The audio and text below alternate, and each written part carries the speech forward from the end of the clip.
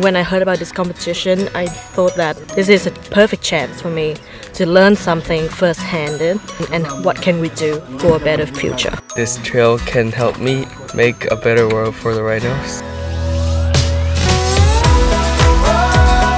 This play has definitely given me a feel for the fight for rhino horns. It's clear to me that we should definitely protect this. We have to fix the mess that the previous generation have left behind, and if we don't do anything, what kind of future will we be living in? Not only us, but I feel like everyone should care about this crisis as a whole. To inspire other generations to become better people ourselves and make the world a better place. Maybe that's too ambitious. Vietnam, be my hero. Be my hero. Be my hero. Vietnam, be my hero.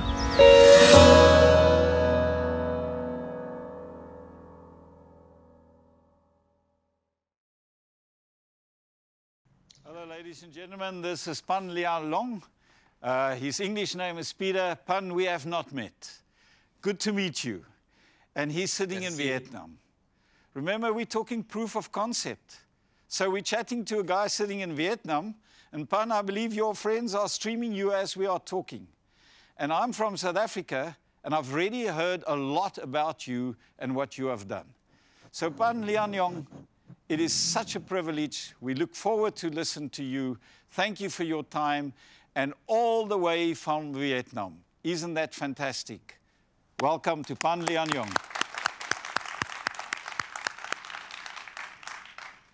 I will always remember that fire, the warmth that coated me peacefully under the freezing midnight of South Africa's savannas.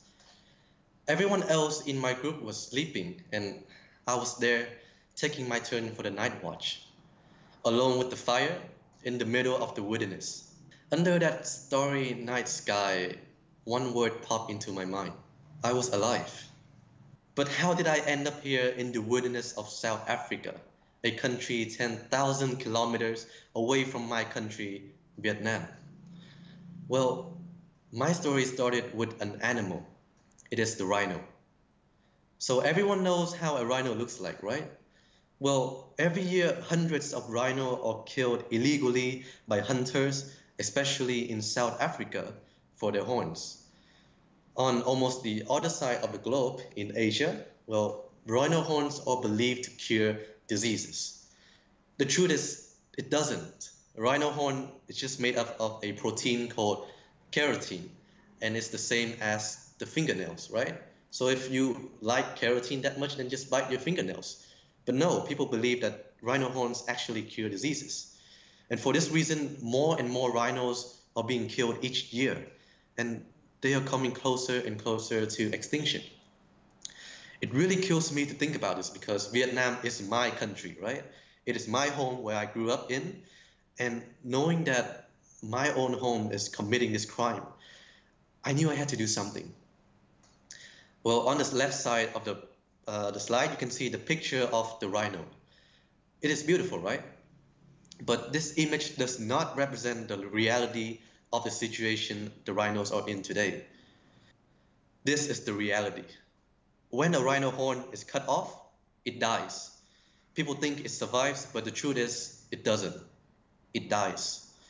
And we need to do something fast because rhinos are coming closer and closer to extinction. Well, during the September of 2016, an organization from South Africa called the Wilderness Foundation Africa came to Ho Chi Minh City and organized a writing competition right here in Vietnam. The rule was simple. Whichever 11 students in the city wrote the best essay on finding a solution to the rhino crisis would win an absolutely free trip to South Africa for 10 days to see the rhinos in the wilderness. Well, I was intrigued and decided to write an essay. I sent it through email, and that's it, right? Like, yeah, right, I'm going to South Africa for free. Like, there's no way that's gonna happen.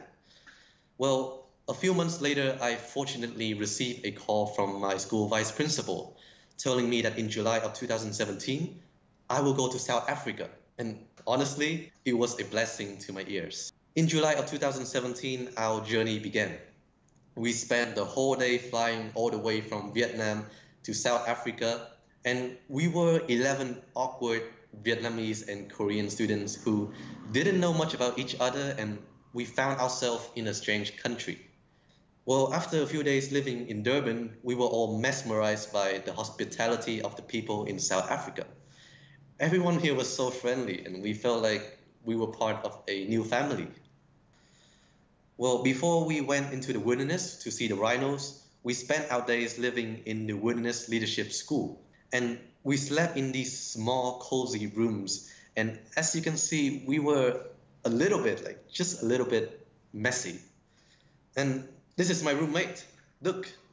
And like everyone else in the group, we were nervous and excited at the same time. The next day, the real deal began. We were going into the wilderness. Each of us was given this huge backpack, right? Like the twice of our size and with survival equipments. And we felt like we were ready in a way. Well, every morning we walk in a line to travel from one base camp to another. And the sun was always blazingly hot. And each step we took, we got to see more and more of the wilderness wonder. And the worst part in the wilderness, there's no Wi-Fi. Like, that's just the real thing. Like as a 17, 16-year-old teenager, the worst part is there's no Wi-Fi, there's no cell phone, and we have to live like that for 5 days. But the best part is everything else. We got to see nature. It was the best thing ever. As a group, we had so much fun together. Everything we did together. After all, we needed each other to communicate and to survive. We were all we had, and through this journey, we learned so much about each other, and we felt like we were a family. At the same time, there were moments for us to be by ourselves. There were these little moments of reflective solitude. Have you guys watched that movie, Into the Wild? Well, I felt like I was becoming my hero, Christopher McCandless, escaping into the wilderness away from the poison of society. I was into the wild. When nighttime began, we settled down around our campfire and began cooking. I can proudly say that in one of the nights, I was the chef. I'm not the best chef, but I guess the food was edible. Okay, it was horrible. But we got to sit around each other and we told stories about our lives. We cracked a few jokes and we talked about our future. And everything was so cozy. Each of us then took turn for the night watch. And while everyone else was sleeping in their sleeping bags, sitting there alone by the fire, I was feeling an emotion that I had not felt in a while. You know, living in a city, we had too much problems, right? Like morning traffics and politics and school and making sure that we are on schedule. Well, here, however, there was only the fire and me. I was living in the moment. Well, before going to sleep, I remember precisely like that moment when I looked up into the sky. We were looking into the universe and a million stars were shining on us. Back in Vietnam, with the high rate of light pollution, we never saw such things.